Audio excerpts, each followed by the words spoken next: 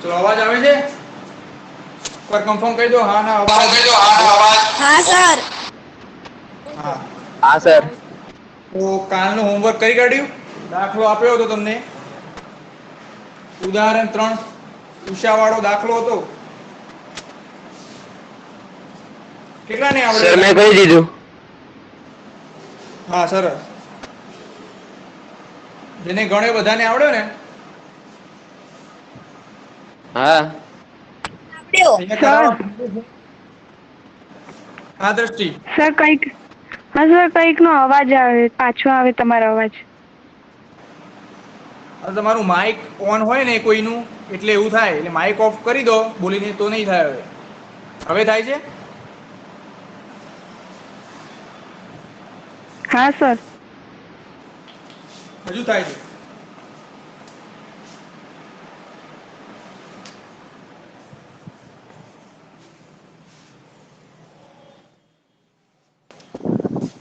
Sir હવે નહી થતું. ઓકે. તો આપણે ઉદાહરણ જોઈ લઈએ. જે હોમવર્કમાં આપ્યું હતું જોઈ લઈએ અને સમજી લઈએ. જે દાખલા આપણે આગળ ગણ્યા હતા એના જેવું જ છે. કઈ નવું નથી અને સૂત્ર પણ એવા જ વાપરવાના છે. તો અત્યારે હવે બધા જોડે હું માનું છું કે બધા જોડે બુક હશે.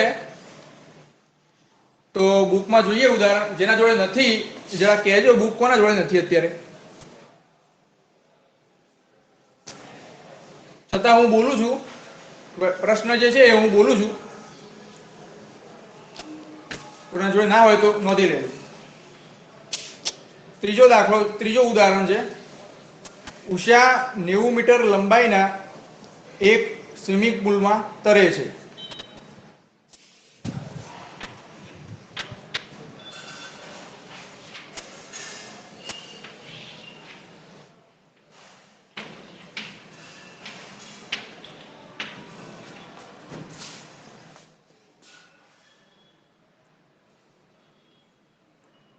ગણ્યો છે જવાબ પણ આવે છે સરસ. સરસ જેને ગણ્યો છે અને આવડી ગયો છે બધાને ખુબ સરસ. અને જેને નથી આવડ્યો એ બધા અહીંયા ધ્યાન આપો. સરળ છે આવડી જશે. આ શું દોર્યું આપણે? સ્વિમિંગ પુલ અને એની લંબાઈ છે 90 મીટર. અહીંયાથી એક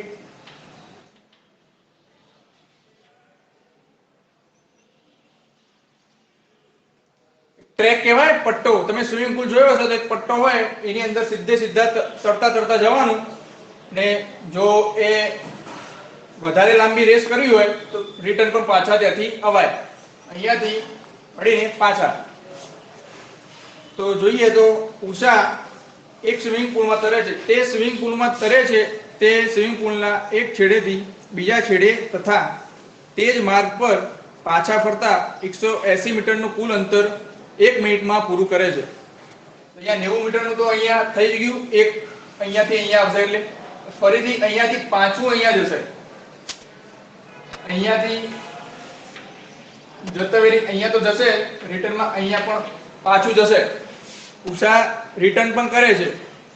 ટોટલ જે સમય લાગે છે એ 1 મિનિટનો સમય લાગે છે. અને જતા વેરીનું 90 અને આવતી વખતેનું 90 એટલે 180 મીટરનું અંતર કાપે છે. તો ઉષાની સરેરાશ ઝડપ અને સરેરાશ વેગ શોધવાનો છે.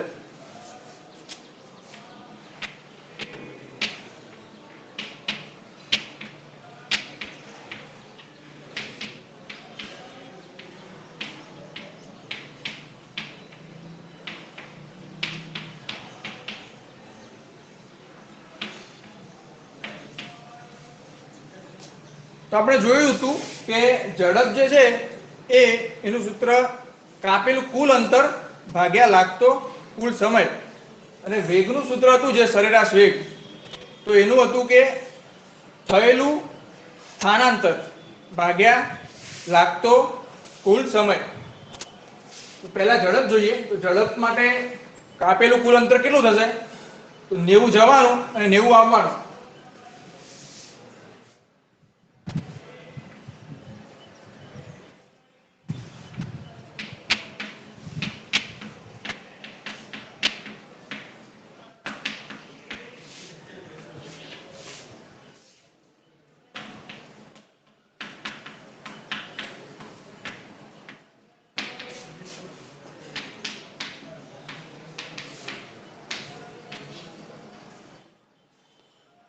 અહીંયા જુઓ, તમે અંતર જે આપ્યું છે મીટરમાં આપ્યું છે, એટલે પાછળ કૌંસમાં મીટર લખવું હોય તો લખી દેવાનું, એટલે ભૂલ ના થાય. એકમ ખાસ ધ્યાન રાખવાના, શેમાં કયા એકમમાં છે, મીટરમાં છે, કિલોમીટરમાં છે, સેન્ટીમીટરમાં છે, અને એના ઉપરથી જે ઝડપનો છે એ એકમ પણ મળશે.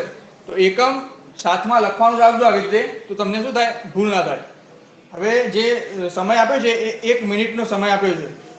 તમે અહીંયા મિનિટ પણ વાપરી શકો અને સેકન્ડ પણ આપણે મોટે ભાગે સેકન્ડ વાપરીશું. મીટર ભાગ્યા સેકન્ડ અને મીટર ભાગ્યા મિનિટ પણ કરી શકાય, ખોટો નથી દાખલો, પણ અત્યારે સેકન્ડમાં ગણીએ, કારણ કે મોટાભાગના તમને જવાબો માગશે પરીક્ષામાં, તો સેકન્ડમાં માગશે, મીટર ભાગ્યા સેકન્ડમાં જે માગે એ રીતે ગણવાનું.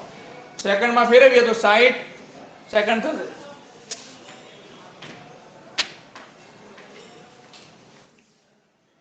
બરાબર. હવે 180 ભાગ્યા 60,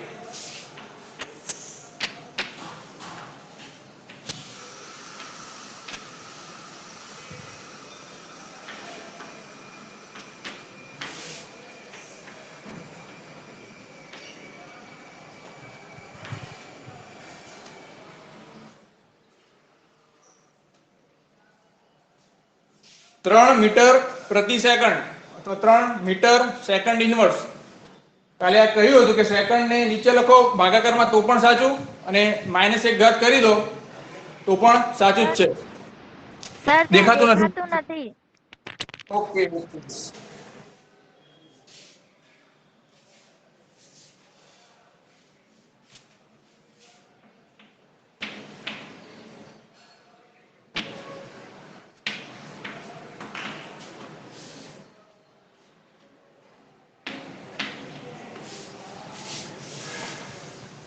આ દેખાય છે, બરાબર ને? 3 જવાબ આવશે. 3 જવાબ આખો લખવાનો, 3 મીટર પ્રતિ સેકન્ડ. આટલું લખાઈ ગયું? ના લખાયું હોય તો પણ લખી દેજો, અને જેને હોમવર્ક કરેલું છે એને વાંધો નથી. હવે આ ગણીએ સરેરાશ વેગ. આ બાજુ ગણીએ. ચલો, સરેરાશ વેગ માટે થયેલું સ્થાનાંતર કેટલું થશે? કોણ જવાબ આપશે?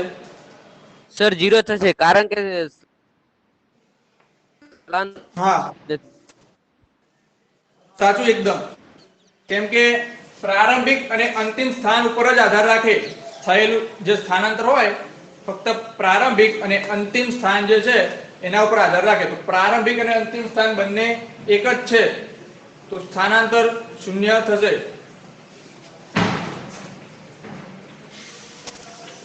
તો નીચે સમય ગમે એટલો હોય, 60 સેકન્ડ છે, તો ત્યાં 0 જ આવશે જવાબ.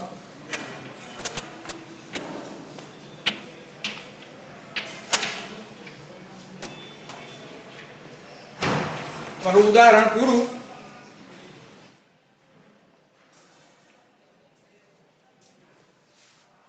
હવે આગળ એક મુદ્દો છે, એની ચર્ચા કરીએ કે નિયમિત ગતિ શું અને અનિયમિત ગતિ શું. લખાઈ ગયું ને? તો આ ચકી મારું.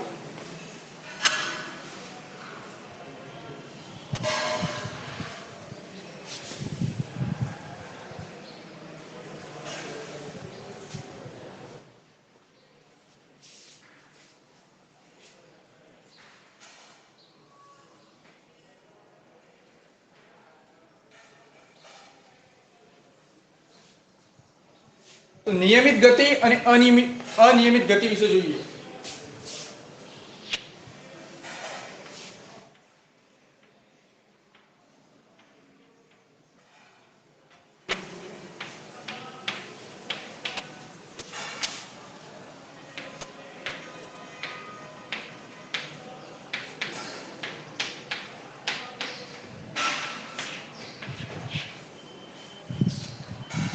જે એનું નામ છે એના ઉપરથી જ અર્થ એનો સરળ એવો જ થશે કે નિયમિત ગતિમાં શું હશે કે જે વાહન ચાલતું હશે અથવા તો કોઈ પણ વસ્તુનું સ્થળાંતર થતું હશે તો એ સમાન વેગથી થતું હશે. એનો વેગ જે છે સમય સાથે અચળ રહેશે. 10 મીટર પર સેકન્ડની વેગથી જતું હોય વાહન, તો એટલા જ વેગથી જતું હોય જ્યાં સુધી આપણે માપીએ ને ત્યાં સુધી. અને અનિયમિતમાં શું હોય? વાહન સ્લો પણ ચાલે, ફાસ્ટ પણ ચાલે, કંઈનું નક્કી નહીં. જેવી રીતે કે આપણી રોજિંદા જીવનમાં બધા જે વાહનો ચાલે એ અનિયમિત ગતિના ઉદાહરણો છે. નિયમિત ગતિમાં કહેવાય કે એની નજીકનું લેવું હોય તો આપણે આઈડિયલ એટલે કે આદર્શ સ્થિતિનો વિચાર કરવો પડે. કોઈ એક ચોક્કસ નાનું અંતર હોય ત્યાં સુધી નિયમિત ગતિ થઈ શકે, એટલે કે એનો વેગ સમાન હોઈ શકે. બાકી છેક સુધી એનો વેગ સમાન રહે નહીં તો એ અનિયમિત ગતિમાં આવી જાય. તો અનિયમિત ગતિમાં કેવી ગતિ હશે? આપણે એનો ગ્રાફ દોરીએ, સમય અને એનો જે વેગ કહેવાય એ બંને દર્શાવીએ તો એક કોઠો તમારા બુકમાં આપેલો છે, એવો કોઠો અહીંયા આપણે જાતે બનાવીએ.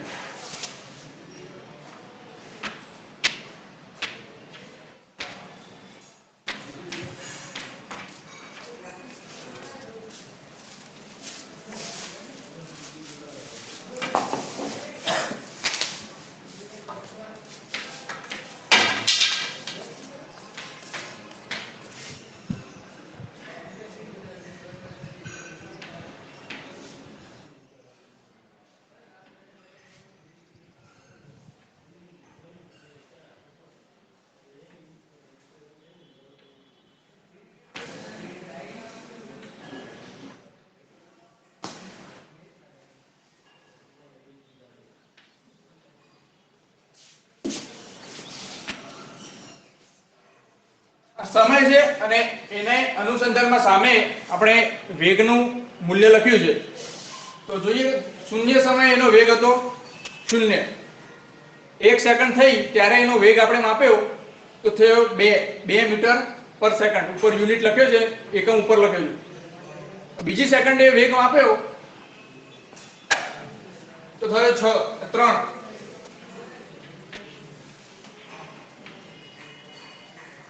ત્રીજી સેકન્ડે માપ્યો તો થયો 6.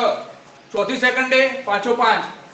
તો આનો જે વેગ છે સતત બદલાય છે. તો આ અનિયમિત ગતિ કહેવાય. નિયમિત ગતિમાં જોઈએ,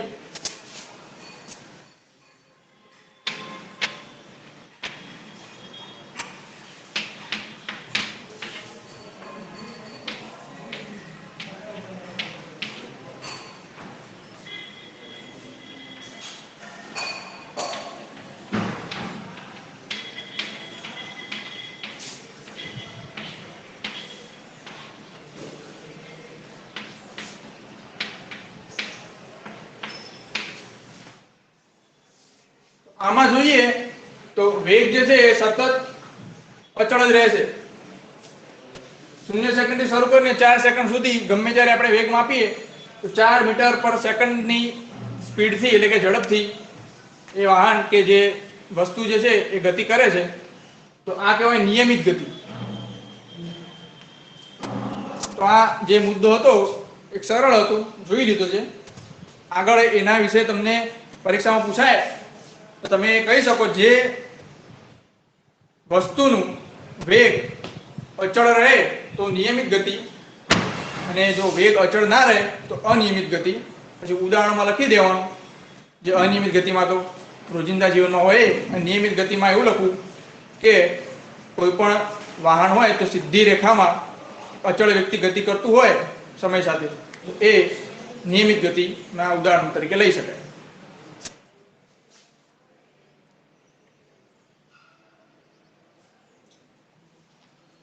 તો અહીંયા તમે વેગ વિશે તો માહિતી લઈ લીધી. વેગ અને ઝડપ બંને થોડા જુદા છે, એ પણ જોઈ લીધું. આગળ જઈએ તો આગળ આવશે પ્રવેગ. પ્રવેગ શું છે તો એના વિશે જોઈએ થોડું. અને જે કહેવાય કે વેગનો જે ફેરફારનો દર જે છે એને કહેવાય પ્રવેગ. જોઈએ છીએ વ્યાખ્યા સારી. આમાં કોઈને ખબર ના પડે તો કહેજો. સરળ છે, છતાંય ખબર ના પડે તો કહી દેવાનું.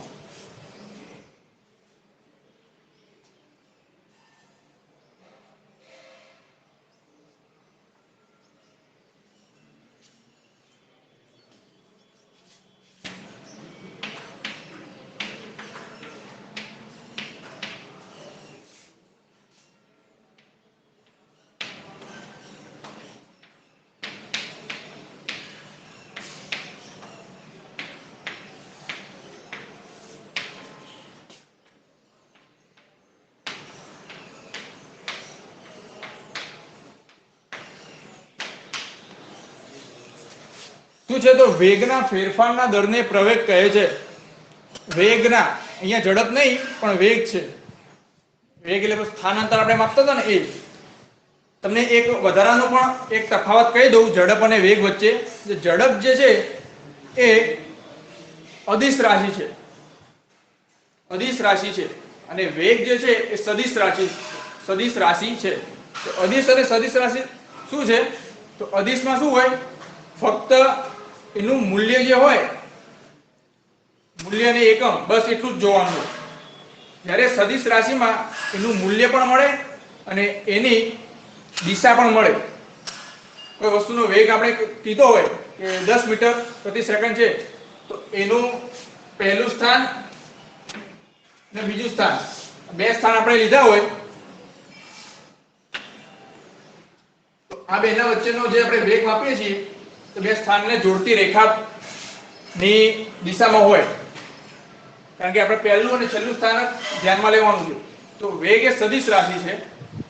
કદાચ MCQ માં પૂછાય તો યાદ રાખવાનું, વેગ એ છે એ સદિશ રાશિ, અને અંતર જે છે, અંતર અને ઝડપ બંને અદિશ રાશિ, અને વેગ અને સ્થાનાંતર બંને સદિશ રાશિ.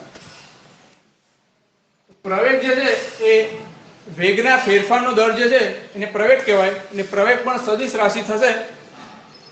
તમારી બુકમાં અત્યારે સદિશ અને અદિશનો ખ્યાલ આપ્યો નથી. કદાચ સરળ વસ્તુ છે તો પૂછાય તો યાદ રાખવાનું, સદિશ શું છે ને અદિશ શું છે. તો આનું સૂત્ર લખીએ તો શું થશે,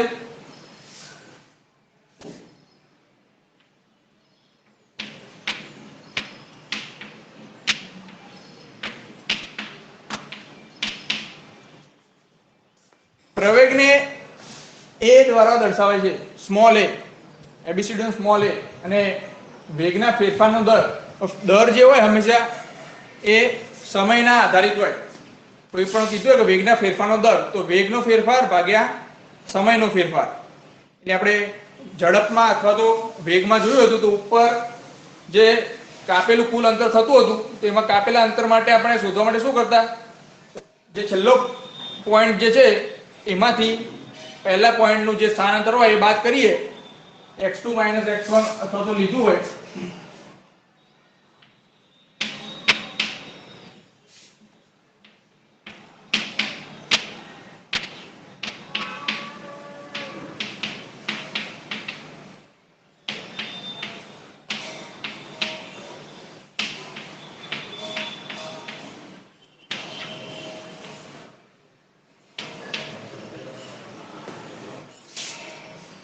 આપણે આ લખ્યું નતું પણ એક આવું જ ઉદાહરણ તરીકે લીધું હતું કે 30 કિલોમીટર અને 20 કિલોમીટર ઉપર બે બિંદુ છે, અને 20 કિલોમીટર થી 30 કિલોમીટર નું બિંદુ જે છે ત્યાં સ્થળાંતર થાય છે.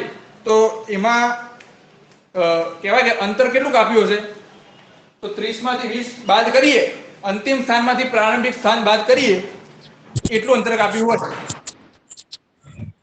હા, કોઈને પૂછવું છે કઈ?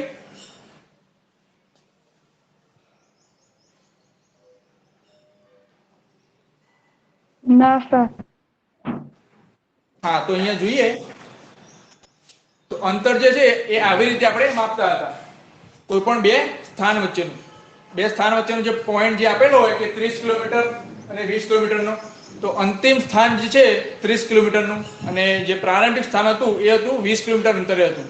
તો બંનેનો તફાવત લઈએ એટલે શું થાય, બંને વચ્ચેનું અંતર મળે 10 કિલોમીટર.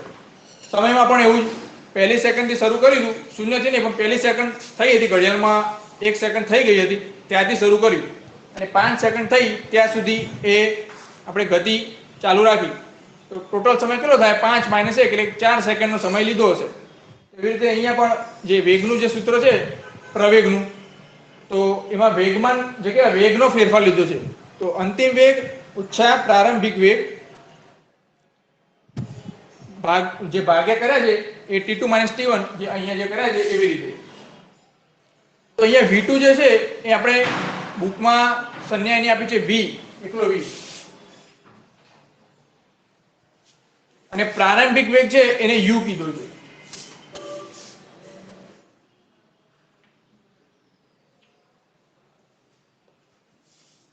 અને t2 - t1 એટલે કોઈ સમયનો અંતરાલ છે, કોઈ સમયનો અંતરાલ કહેવાય ને કે આપણે 1 થી 5 સેકન્ડ કીધી તો એ સમયનો અંતરાલ એટલે 4 સેકન્ડનો થાય, તો એ અંતરાલને આપણે t કહી દઈએ ફક્ત.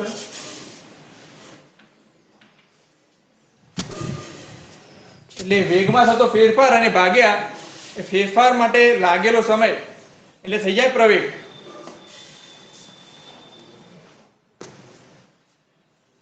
સૂત્ર નોંધી લઈએ પ્રવેગ માટે.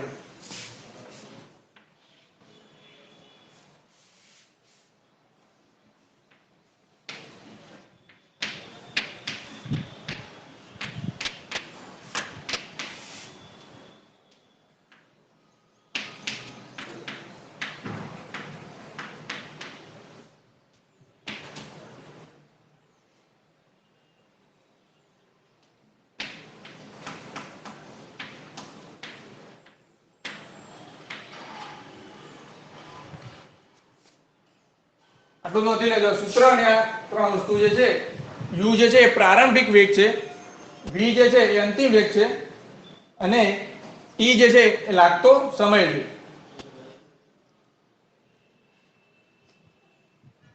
જે વેગનું હવે એક બીજું પણ સૂત્ર તમને અત્યારે કહી દઉં છું. હવે તમે પ્રારંભિક વેગ અને અંતિમ વેગ ની સંજ્ઞાઓ મેળવી છે, તો એના પરથી વેગનું પણ એક બીજું સૂત્ર જે છે એ પ્રારંભિક વેગ વત્તા અંતિમ વેગ ભાગ્યા 2 કરો એટલે સરેરાશ વેગ મળી જાય.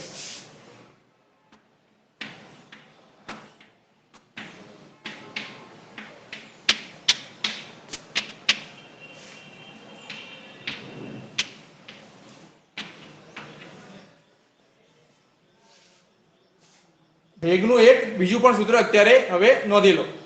શું છે? તો પ્રારંભિક વેગ વત્તા અંતિમ વેગ ભાગ્યા 2 એટલે સરેરાશ વેગ મળે. ખબર પડે? તો પ્રારંભિક વેગ 2 મીટર પ્રતિ સેકન્ડ નો હોય અને થોડોક સમય વાહન ગતિ કરે અને પછીનો વેગ થઈ જાય છે 10 મીટર પ્રતિ સેકન્ડ.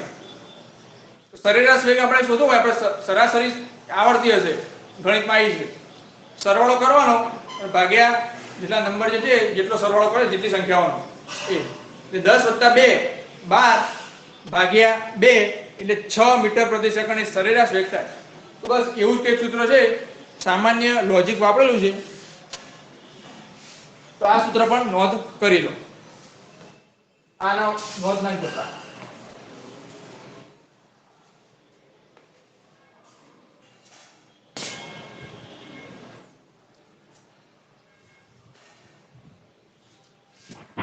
સર હા સર બોલો. આ સૂત્ર ચોપડીમાં આપેલું હે? કયું આ બીજું જુઓ? હા સર, તો અમે ચોપડીમાંથી લખી દઈશું. હા, ચોપડીમાં પુસ્તક આપેલું છે પુસ્તકમાં, પણ એ થોડું એટલે આગળ આપ્યું હતું. સર આમાં ક્રિયાલિટી દેખાતું નહીં ને એટલે ચોપડીમાંથી લખી દઈશું. હું સાઈડમાં લખું છું. ચલો, u + v ભાગ્યા 2 જે છે એટલું જ છે. નીચે લખું છું.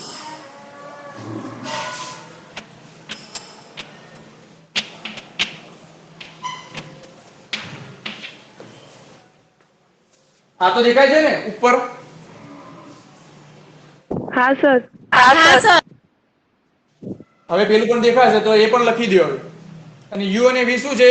આ લખ્યા ને એ છે પ્રારંભિક વેગ u અને અંતિમ વેગ એ v છે.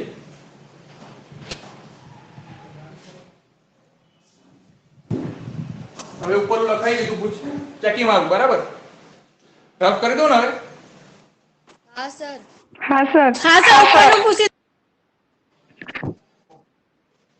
હવે પ્રવેગ ઉપર થોડા દાખલા જોઈએ, તમારી બુકમાં આપેલા છે એ જ.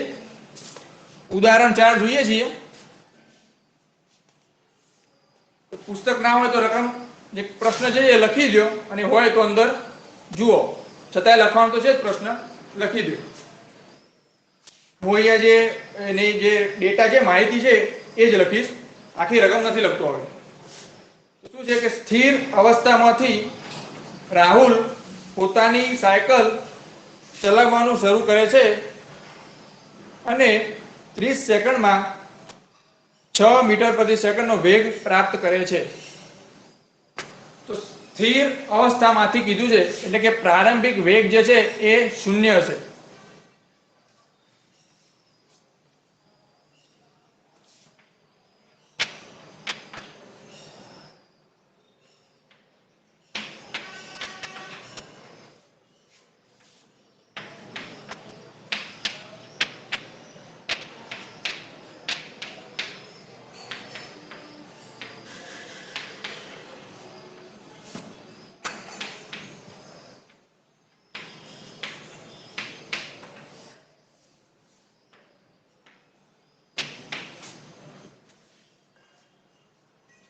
પ્રારંભિક વેગ 0 અને અંતિમ વેગ જે છે અંતિમ વેગ એટલે 30 સેકન્ડ પછીનો વેગ તો છે 6 મીટર પ્રતિ સેકન્ડ અને સમય લીધેલો સમય છે 30 છે લીધેલો સમય.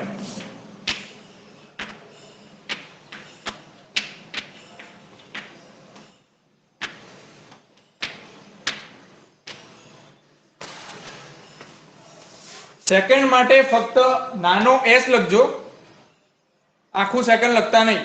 આખું સેકન્ડ લખો તો પણ સાચું જ છે, પણ નાનો s પણ લખશો તો પણ સાચું છે. અને પેલો એકમ જે છે વેગનો એ અહીંયા આપે છે મીટર પ્રતિ સેકન્ડમાં. તો પ્રારંભિક વેગ જે 0, અંતિમ વેગ 6 મીટર પ્રતિ સેકન્ડ અને જે 0 થી 6 વેગ થયો તે દરમિયાન લાગતો સમય જે છે એ 30 સેકન્ડનો છે. હવે આગળ પણ માહિતી આપેલી છે કે તે એવી રીતે બ્રેક મારે છે કે જેથી સાયકલનો વેગ ત્યારબાદની 5 સેકન્ડમાં ઘટીને 4 મીટર પ્રતિ સેકન્ડનો થઈ જાય છે. બંને કિસ્સાઓમાં સાયકલના પ્રવેગની ગણતરી કરો. તો અહીંયા બે કિસ્સા થાય. પહેલા જે વેગ જે છે એ 0 થી 6 મીટર પ્રતિ સેકન્ડ જેટલો વધે છે અને ત્યારબાદ 6 થી 4 મીટર પ્રતિ સેકન્ડ થાય છે. એટલે બે કિસ્સા અલગ અલગ ગણવાના છે અને બંને કિસ્સાના અલગ અલગ પ્રવેગ આવશે. તો અહીંયા પહેલો કિસ્સો લઈએ છીએ.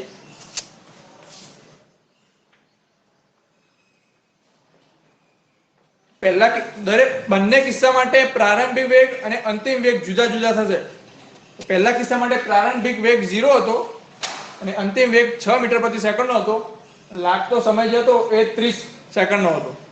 તો હવે પ્રવેગનું સૂત્ર આપણે લખીએ તો ખબર પડશે કે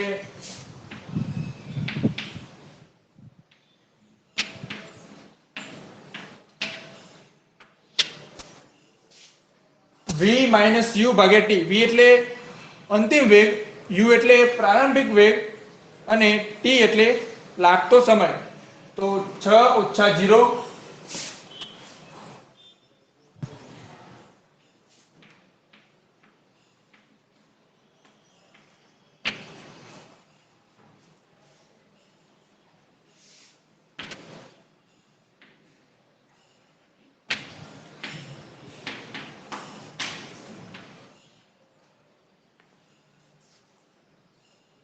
દેખાય છે ને 1/5.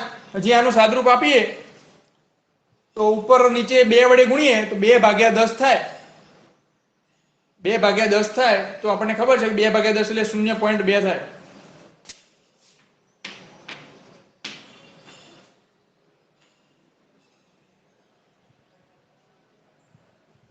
તો અહીંયા એક વસ્તુ ખાસ ધ્યાન રાખજો, વેગનો જે એકમ થાય એ મીટર પ્રતિ સેકન્ડ છે અને નીચે ભાગાકારમાં પણ સેકન્ડ છે.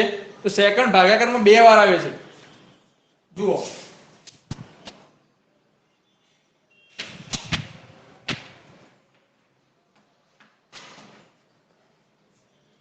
ઉપર જુઓ વેગ જે છે એનો એકમ જોઈએ, વેગનો એકમ તો મીટર ભાગ્યા સેકન્ડ છે અને ભાગાકારમાં પણ સમય વડે ભાગ્યા છે. તો ઓલરેડી 1 સેકન્ડ તો હતી જ અને બીજી પણ સેકન્ડ આવે છે એટલે મીટર ભાગ્યા સેકન્ડ સ્ક્વેર થશે. એટલે વેગનો પ્રવેગનો જે એકમ જે છે એ પણ ખાસ નોંધી લો, મીટર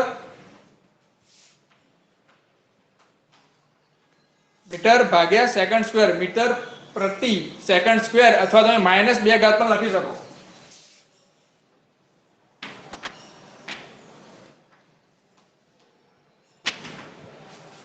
બેમાંથી એક જ લખવાનું છે, બંને એક જ વસ્તુ છે. એટલે તમારો પહેલા કિસ્સાનો જવાબ થઈ ગયો. હવે બીજો કિસ્સો જોઈએ જે પેલી બાજુ આપણે લખીએ.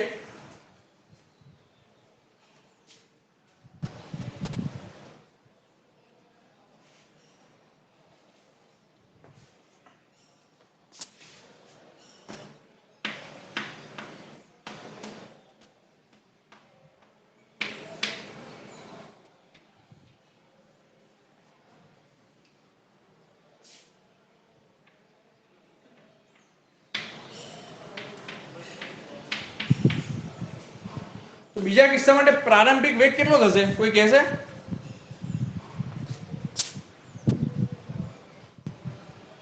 બીજા કિસ્સા માટે પ્રારંભિક વેગ કેટલો થશે? સર 6 સર છ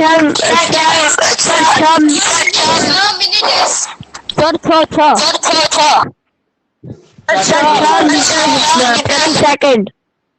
સાચું છે બસ.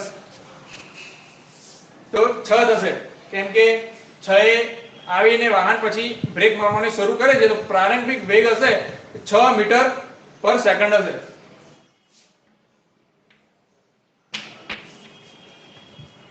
ક્યાં સુધી બ્રેક મારી રાખે છે કે એ વેગ જે છે એ 4 મીટર પ્રતિ સેકન્ડ થાય ત્યાં સુધી, એટલે સ્પીડ ઓછી થાય છે ટૂંકમાં. તો અંતિમ વેગ થશે 4 મીટર પ્રતિ સેકન્ડ. લાગતો સમય પણ આપેલો છે, 5 સેકન્ડમાં થાય છે.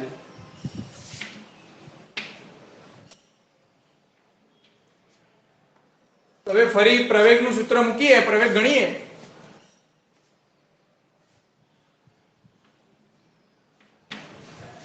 એ બરાબર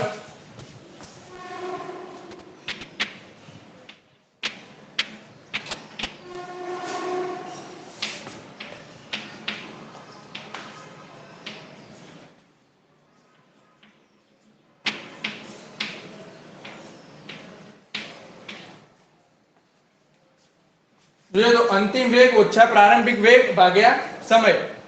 તો 4 ઓછા 6 ભાગ્યા 5 અને એકમ જોઈએ તો મીટર પ્રતિ સેકન્ડ ઉપર આવશે અને ફરીથી નીચે ભાગાકારમાં સેકન્ડ આવશે. તો પ્રવેગનો જે જવાબ થશે એ -2 ભાગ્યા 5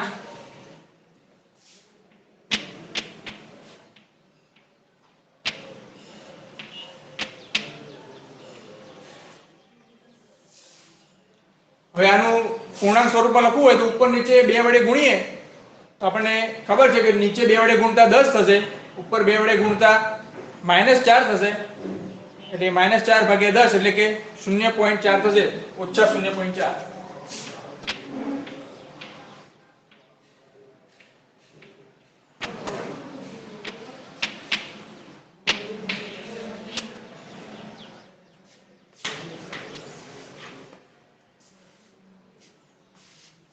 અહીંયા ખાસ નોંધો કે અહીંયા પ્રવેગ જે છે એ ઋણ કેમ આવે છે.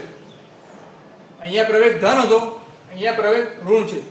તો જ્યારે વાહનની જે ગતિ જે છે એ અવરોધાય એટલે કે ઓછી કરવામાં આવે તો એનો પ્રવેગ જે છે એ ઋણ થાય. અને આપણે એક્સેલેટર હોય છે, એક્ટિવા કે બાઇક હોય, આપણે એક્સેલેટર વધારીએ એટલે સ્પીડ વધે છે તો એ પ્રવેગ એ વખતે ધન થશે. તો જ્યારે આપણે બ્રેક મારીએ છીએ અથવા તો વાહન ધીમું થાય છે ત્યારે એનો પ્રવેગ થશે ઋણ. અને જ્યારે એ વાહન જે છે એ નથી ગતિ વધારતું કે નથી ગતિ જે છે ઘટાડતું, જે સ્પીડ છે એના સ્પીડ ઉપર ચાલે જ જાય છે. જે 20 ની સ્પીડ છે નિયમિત ગતિ આપણે જોઈ હતી, તો નિયમિત ગતિનો જે પ્રવેગ થશે એ 0 થશે. વેગનો ફેરફાર હશે નહીં. જે વેગ જે છે અહીંયા વેગનો ફેરફાર ઉપર છે અંતિમ અને પ્રારંભિક, તો બંને સરખા હશે નિયમિત ગતિમાં. તો એ નિયમિત ગતિ માટે પ્રવેગ 0 થશે.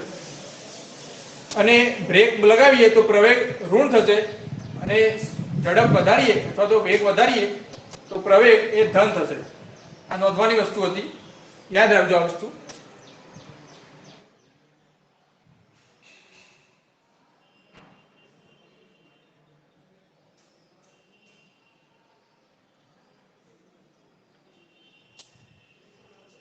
લખાઈ ગયું બધાને?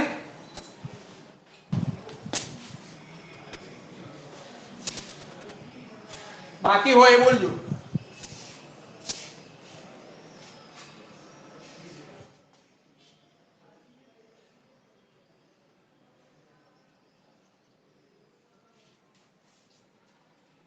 હવે આપણે જે આ વેગ, અંતર, પ્રવેગ, સમય આ બધી જે રાશિઓ આપણે જોઈ એને એક આલેખમાં દર્શાવી શકાય. તો આલેખમાં દર્શાવવાથી એ આપણને કહેવાય સરળ રીતે આપણને એની સમજૂતી મળે. તો આલેખમાં દર્શાવીએ એને અને એની ગણતરી કરીએ અને આલેખ પરથી જે એના સૂત્રો પણ જે છે એ આપણને મળી જાય છે. આલેખ પરથી આપણે એને દર્શાવીએ કે તમે જોયું હશે કે યામ પદ્ધતિ હોય છે, કાર્ટેશિયન યામ પદ્ધતિ. તો એ રીતે એને દર્શાવીએ અને જોઈએ કે એના સૂત્રો કઈ રીતે બને છે.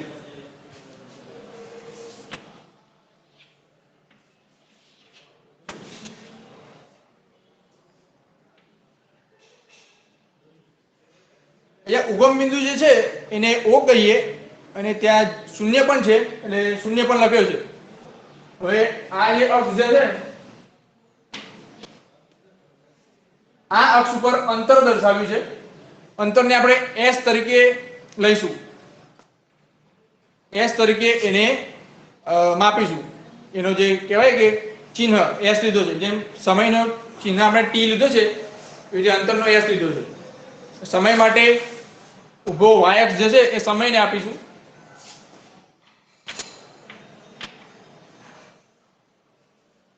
હવે માર્ક કરી દઈએ કે કેટલા અંતરે કેટલું અંતર છે, કેટલા અહીંયા સેન્ટીમીટર જેટલા લીધા હોય એ અંતરનું માપકરણ ગમે તે આપણે લઈ શકીએ, મીટર પર સેકન્ડ અથવા તો મીટરમાં, બધું મીટરમાં જ આવશે, અથવા તો કિલોમીટર, કોઈ પણ એકમ જે છે અંતરનો હોય એમાં. અને સેકન્ડમાં અહીંયા સમયમાં આપણે સેકન્ડ, અવર જે આપણે જોયા હતા એકમો એ લઈ શકાય.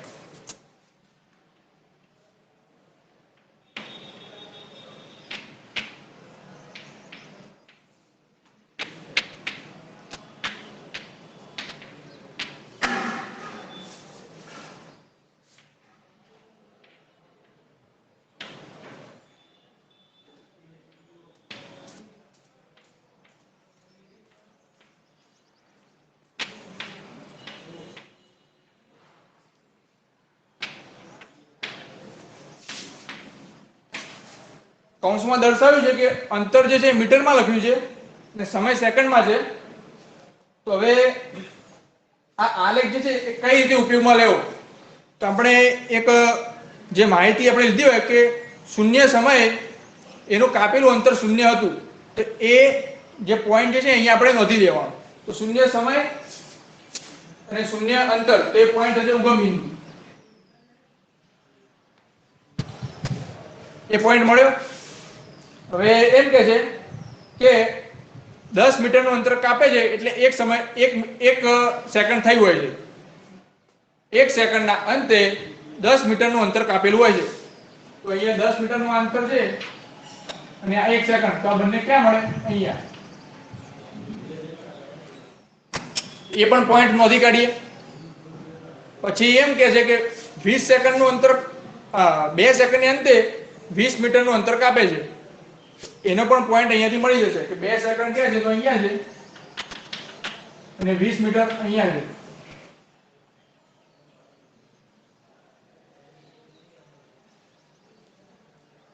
હવે આગળ જોઈએ તો કે 30 મીટર જે છે અંતર એ 3 સેકન્ડને અંતે કાપે છે.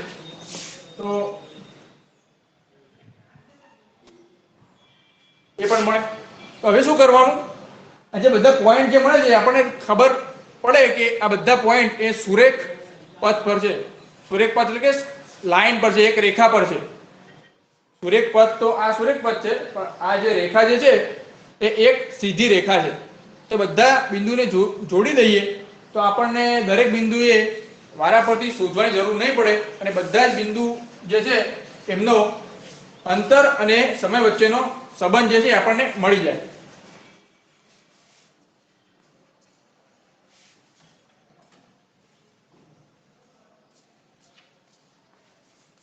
જુઓ, એક સીધી રેખા મળી ગઈ. હવે તમારે કોઈ પણ સમય અંતર શોધવું હોય તો શું કરવાનું? અંતર શોધવા માટે જે સમય કીધો હોય, ધારો કે એમ કીધું હોય કે 4 સેકન્ડ ને અંતે સમય કેટલો? તો 4 સેકન્ડે અહીંયા સામે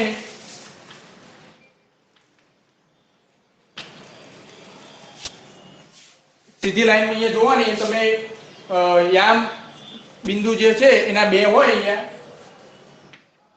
એમાં એક હોય x અક્ષનું બિંદુ પહેલા લખ્યું હોય, y અક્ષનું પાછળ લખ્યું હોય. એમાં પહેલા જે 40 હોય એનો શું મળશે? અંતર મળશે. ને પાછળ જે છે 4, એ 4 સેકન્ડે આપણે શોધવું હતું. 40 અને 4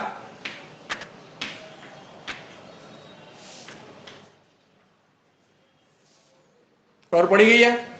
40 મીટર જે છે કાપ્યું છે ક્યારે? 4 સેકન્ડના અંતે. તો આ એક કહેવાય કે નિયમિત ગતિનું ઉદાહરણ હતું, જેનો વેગ જે છે સતત વધતો હતો. તો આ જ ઉદાહરણમાં આપણે આ જે ગતિ થાય છે એનો વેગ શોધવો હોય તો શું કરીશું? આનો વેગ શોધવો હોય તો કોઈ કહેશે શું કરીશું?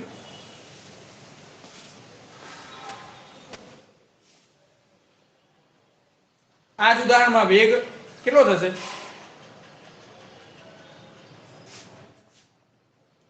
થોડુંક મગજ વાપરજો અને વેગનું સૂત્ર જે છે એ પણ જોઈ લેજો તો ખબર પડી જશે.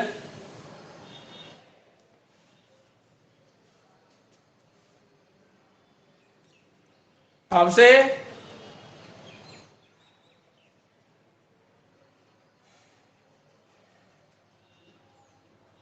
કોઈ પણ એક સમયગાળો લઈ લો અને સમયગાળામાં કાપેલું અંતર લઈ લો અને એ કાપેલું અંતર ભાગ્યા એ સમયગાળો કરો એટલે તમને વેગ મળે.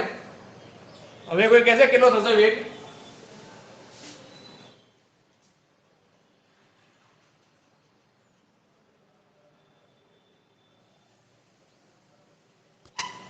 સર કે 10. સાચું છે, 10 મીટર પ્રતિ સેકન્ડનો વેગ મળશે. જોઈએ કઈ રીતે? કોઈ પણ એક સમયગાળો લઈ લેવાનો.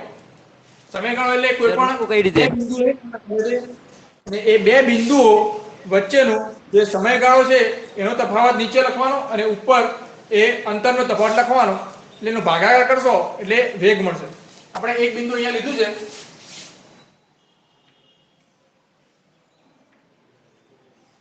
અને આ જે છે જુઓ, હવે અહીંયા આપણે સમયને ત્યાં દર્શાવ્યો છે અને અંતરને અહીંયા દર્શાવ્યું છે પણ તમે ઉપર નીચે પણ દર્શાવી શકો. અહીંયા અંતર જે છે ઉપર દર્શાવો અને સમય અહીંયા દર્શાવો તો પણ સાચું છે. તમારી બુકમાં જે આપ્યું છે એ અહીંયા સમય દર્શાવ્યો છે અને અહીંયા અંતર છે.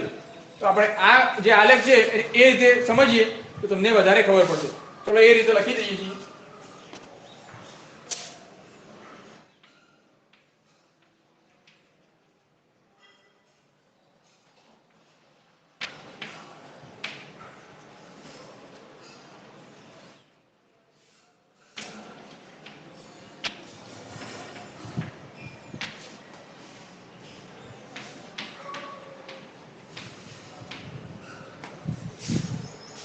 એના જ આલેખ રહેશે.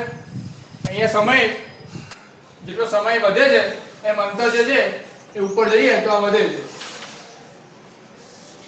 તો હવે આપણે 4 સેકન્ડ અહીંયા એક પોઈન્ટ લીધો છે 4 સેકન્ડની અંતે.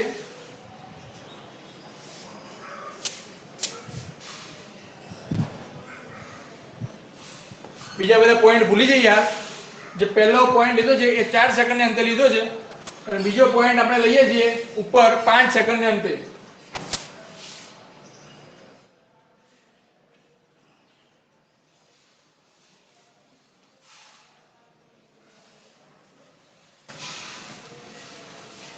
તો આ પોઈન્ટ મળશે.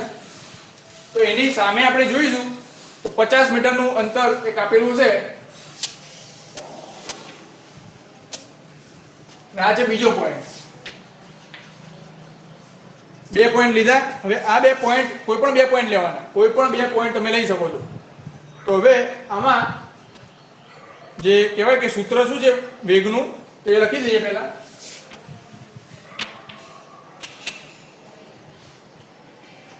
વેગનો તફાવત કેટલો થયો છે અહીંયા? અંતરનો તફાવત 40 થી 50 મીટરનું અંતર થાય છે તો અંતરનો તફાવત કેટલો થાય? 10 થાય.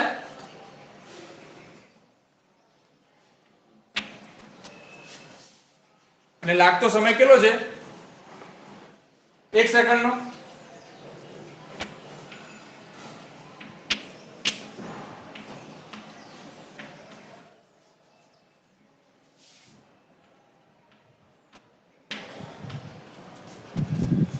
આમાં ખબર ના પડ્યો તો કેવો? હવે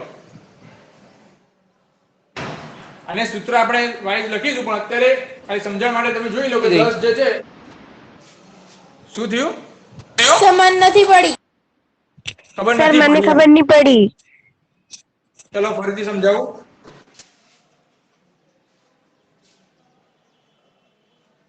ચલો સૂત્ર લખીને જ ગણીએ તો વધારે તમને ખબર પડશે. સૂત્રમાં આપણે શું લખ્યું છે? વેગ જે છે પ્રવેગ માટે શું કર્યું હતું? અંતિમ વેગ ઓછા પ્રારંભિક વેગ. એવી રીતે વેગ માટે થશે અંતિમ સ્થાન ઓછા પ્રારંભિક સ્થાન.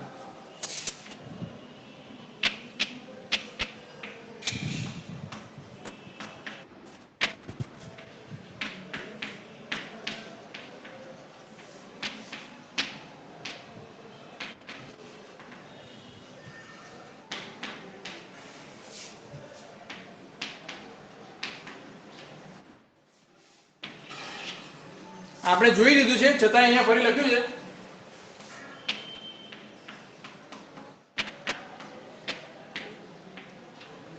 હવે આ સ્થાન બદલાય છે, એ સ્થાન બદલાતા લાગતો સમય. તો અહીંયા આપણે આલેખ દોર્યો છે. તો 4 સેકન્ડે એ વસ્તુ જે હતી એ કેટલા સ્થાને હતી? 40 મીટરના સ્થાને હતી. 4 સેકન્ડને અંતે એને 40 મીટરનું અંતર જે છે એ કાપી દીધેલું હતું, અને 5 સેકન્ડને અંતે એને 50 મીટરનું અંતર કાપેલું હતું. તો અંતિમ સ્થાન બરાબર આપણે શું લખશું અહીંયા? 50 મીટરનું અંતર આવશે અંતિમ સ્થાન. હા હા, હા સર. ને પ્રારંભિક સ્થાન જે છે એ 40 મીટરનું અંતર આવશે.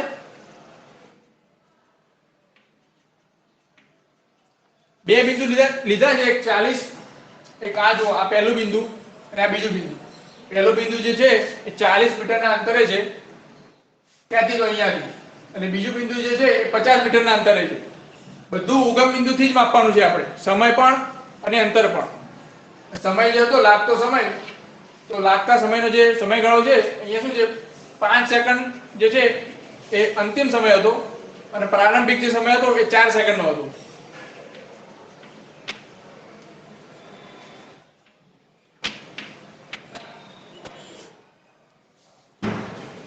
એટલે લાગતો સમય જે છે થશે ઓટોમેટિક કેટલો થશે? 1 સેકન્ડનો થશે. અહીંયા આ સમયગાળો જે છે 1 સેકન્ડનો થશે. આ જે અંતર જે છે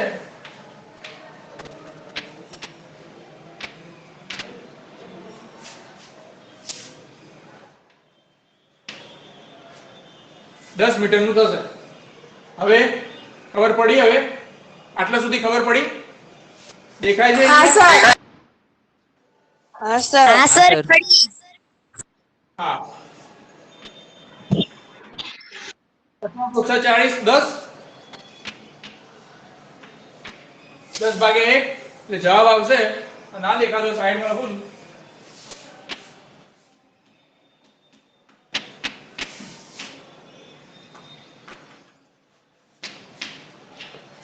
આ દાખલામાં જે વેગ થશે,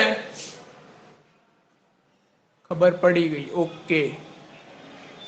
તો આ દાખલામાં વેગ થશે 10 મીટર પ્રતિ સેકન્ડ.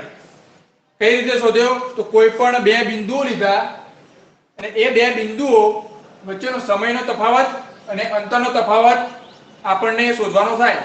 તો વેગની જે વ્યાખ્યા જે છે અહીંયા, તો અંતિમ સ્થાન ઓછા પ્રારંભિક સ્થાન કરવાનું, અને નીચે લાગતો સમય લખો, એ પણ સાચું. અને એમ લખો કે જે સમયગાળો જે છે T2 - T1.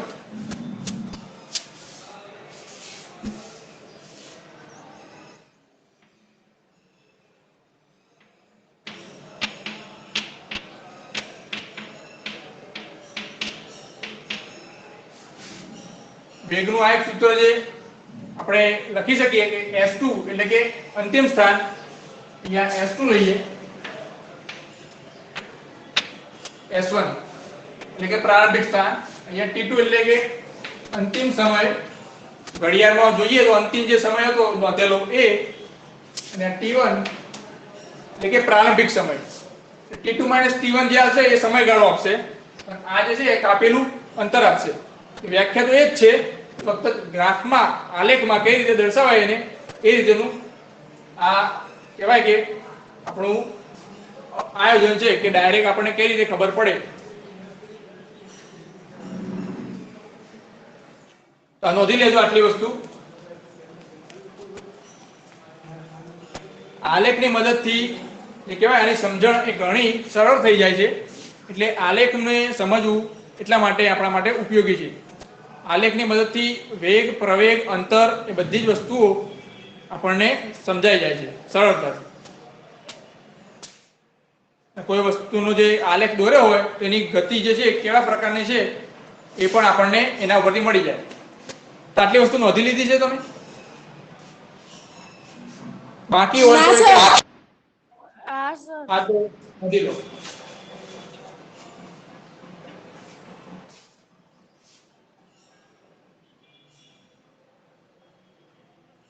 તમે હા કીધું કે ના કીધું, મને બે અવાજ ભેગા આવે તો ખબર ના પડી. બાકી કોને છે? સમા બાકીઓ. ઓકે.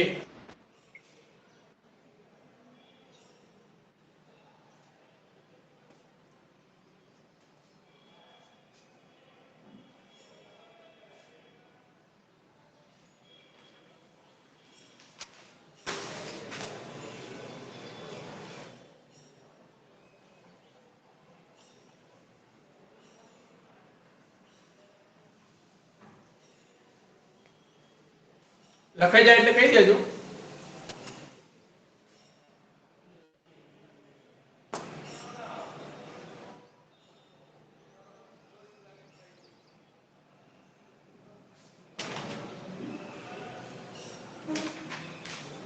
ઉપર હેડિંગમાં લખવું હોય તો લખજો ગતિનું આલેખીય નિરૂપણ.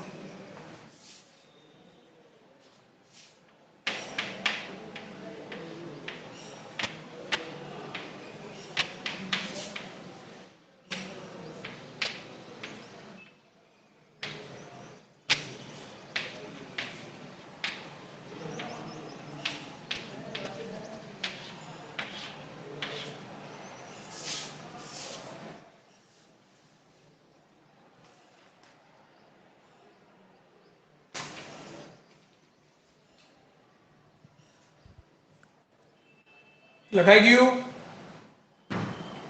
હા સર. હા સર. હા.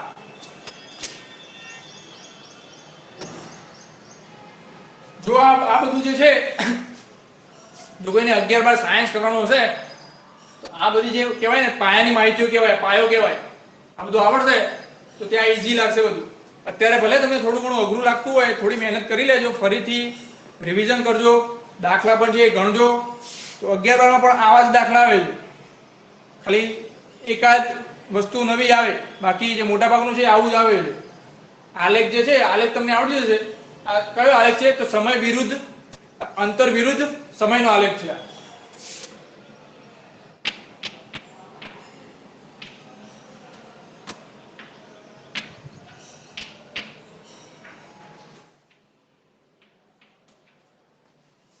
આલેખ જે છે એ કયો છે?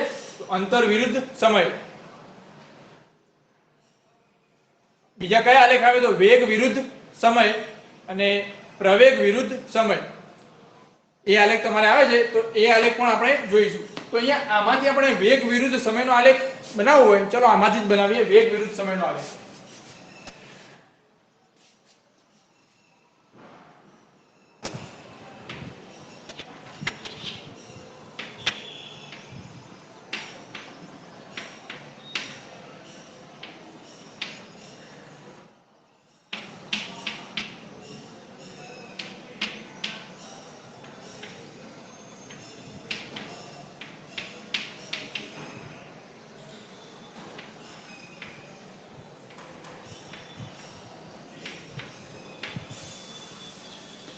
તો આપણે વેગ વિરુદ્ધ સમયનો આલેખ દેખાય છે ને બધાને ત્યાં આલેખ? હા સર દેખાય. ઓકે. હા સર. તો વેગ વિરુદ્ધ સમયનો આલેખ જે છે, આ દાખલો છે એના ઉપરથી જ બનાવીએ. તો શું કરવાનું? જે સમય જે છે, કોઈ ચોક્કસ સમયે એનો વેગ કેટલો છે એ નોંધવાનો અને ત્યાં બિંદુ મૂકી દેવાનો.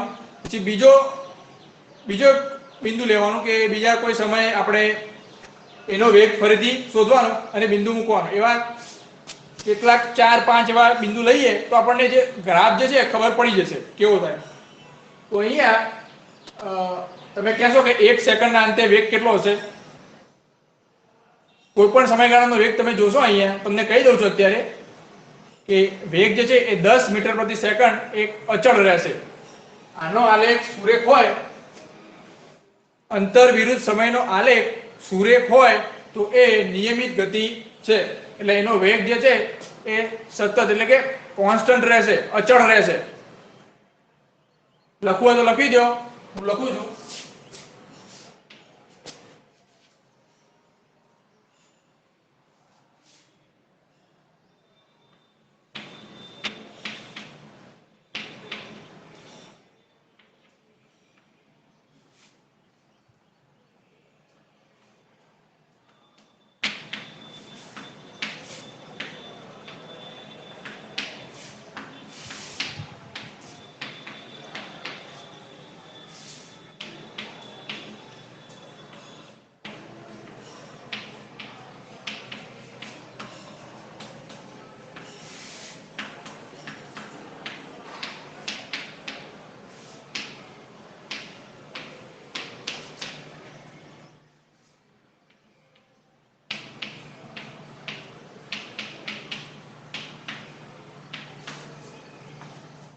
આલેખ સુરેખ હોય તો તે નિયમિત ગતિ એટલે કે અચળ વેગી ગતિ દર્શાવે છે.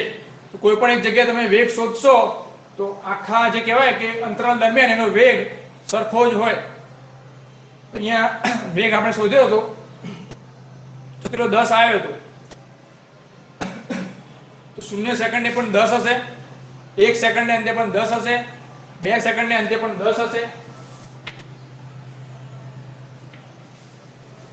બિંદુ આપણે લખીએ, બિંદુ દોરીએ અહીંયા તો 10 10 10 10 એ સમાન રહેશે.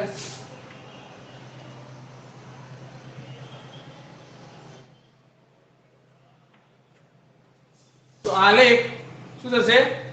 x અક્ષને સમાંતર એટલે કે y અક્ષને લંબ એવી રીતે આલેખ બનશે. આવી રીતે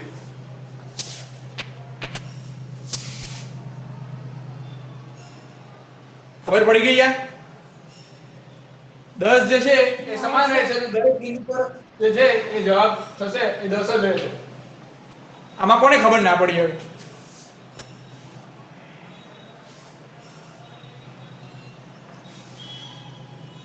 અંતર વિરુદ્ધ વેગ વિરુદ્ધ સમયના આલેખમાં ખબર ના પડી હોય એની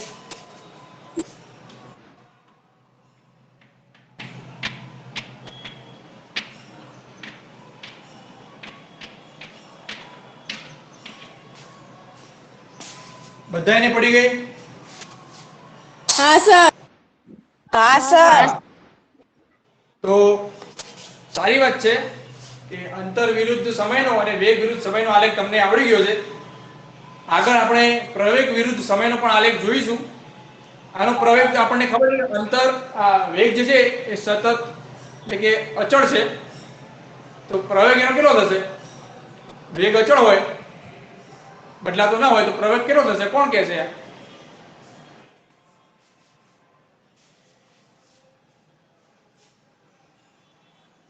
પ્રવેગ વિરુદ્ધ સમયનો આલેખ પણ અહીંયા લખી દોરી જ દઈએ.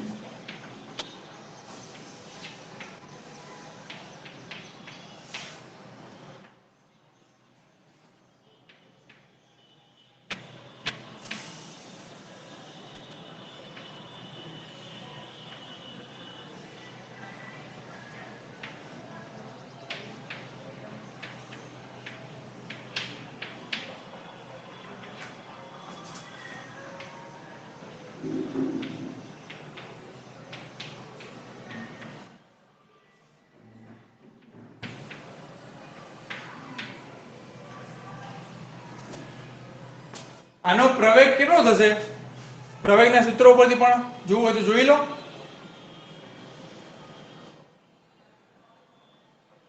તમારો સમય પતવા આવ્યો છે, બસ આટલું સમજાવી લઈએ પછી તમને એક હોમવર્ક આપી દઉં.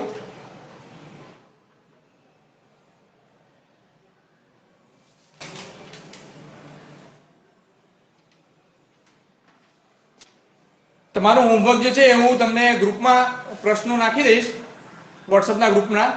એ પ્રશ્નો તમારે લખીને પ્રશ્નોને દાખલા જેટલા હોય 4 પ્રશ્નો જેવા છે તો એ ગણી દેવાના છે અને મને વોટ્સઅપમાં ફોરવર્ડ કરી દેવાના છે. તો એટલે આટલું જોઈ લઈએ કે પ્રવેગ વિરુદ્ધ સમયનો આલેખ કેવો થશે અથવા તો પ્રવેગ કેટલો થશે. કોઈ પણ સમયનો પ્રવેગ તમે કહી શકો 4 સેકન્ડ અંતે, 5 સેકન્ડ અંતે. કોઈને આવડે તો તમે એનું સૂત્ર જોશો તો પણ ખ્યાલ આવી જાય એમ જ છે. सर प्रश्न फरीथी बोलजो. પ્રશ્ન એટલો જ છે કે પ્રવેગ કેટલો થશે. કોઈ પણ સમય તમે કોઈ પણ સમય લઈ લો અને એ સમય તમે પ્રવેગ તમે મને કહો કે કેટલો થશે. કોઈ પણ સમય આપણે આલેખ દોરવાનો છે તો કોઈ પણ સમય પ્રવેગ લઈએ અને પછી બીજા સમય પ્રવેગ લઈએ પછી આલેખ જોડીએ તો આલેખ બની જાય જેમ વેગમાં કર્યું એમ. તો કોઈ પણ સમયે તમે પ્રવેગ તમે શોધો અથવા તો પ્રવેગનું સૂત્ર જુઓ તો તમને ખબર પડશે કે કેવી રીતે શોધાય. કોઈ પણ સમયગાળો લેવો હોય તો સમયગાળો અહીંયા લઈ શકાય.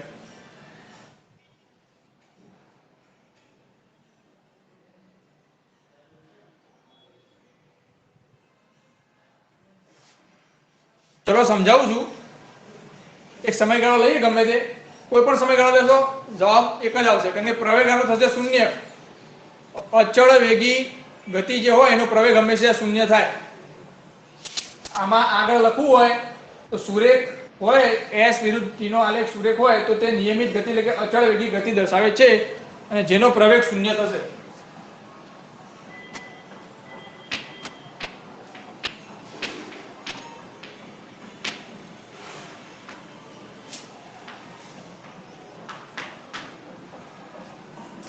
આપણે પ્રવેગનું સૂત્ર છે એમાં જ જોયું છે કે અંતિમ વેગ ઓછા પ્રારંભિક વેગ. તો અહીંયા વેગ જે છે એ તો સમાન જ છે, અંતિમ અને પ્રારંભિક. અહીંયા જોઈએ કે 10 જે છે એ સમાન જ છે. કોઈ પણ સમયગાળો લેશો એ સમયગાળામાં તમે અંતિમ વેગ અને પ્રારંભિક વેગ એ 10 જ મળશે. તો ઉપર જે છે અંશ એમાં તો 10 ઓછા 10 જ થશે એટલે શૂન્ય મળી જાય. નીચે સમયગાળો ગમે એટલો હોય તો પ્રવેગની મૂલ્ય જે થશે એ શૂન્ય જ થશે કોઈ પણ સમય. તો અહીંયા આલેખમાં દર્શાવીએ તો જે x અક્ષ છે એના ઉપર જ આલેખ આવશે.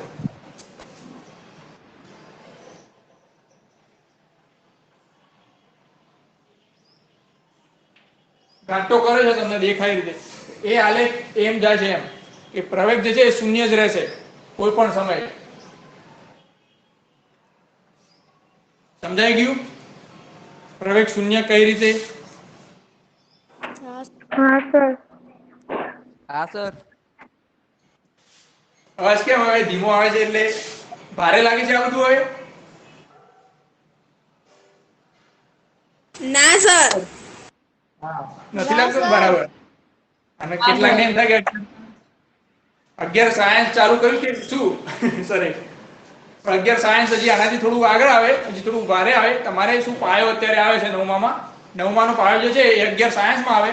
10માનો જે છે એ કહેવાય કે એ 12મામાં એનું રિફ્લેક્શન થાય. 9મું તમારું પાક્કું હશે તો 11મું તમને ઈઝી લાગશે, 10મું પાક્કું હશે તો 12મું ઈઝી લાગશે. એ રીતનું તમારી સિસ્ટમ છે. તો આ બધું જે છે ફરીથી વિડીયો એકવાર રિવાઇઝ કરી લેજો અને ફરીથી જે બધું જે છે એ યાદ રાખી લેજો અને આટલું નોંધી લેજો, આલેખ પણ જોઈ લેજો. તો આપણે અહીંયા સુધી રાખીએ છીએ. હવે મળીશું કાલે. ઠીક છે, કાલે પણ ફિઝિક્સ લઈ લઈશું.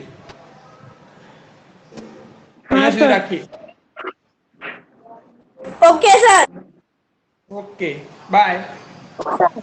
ઓકે.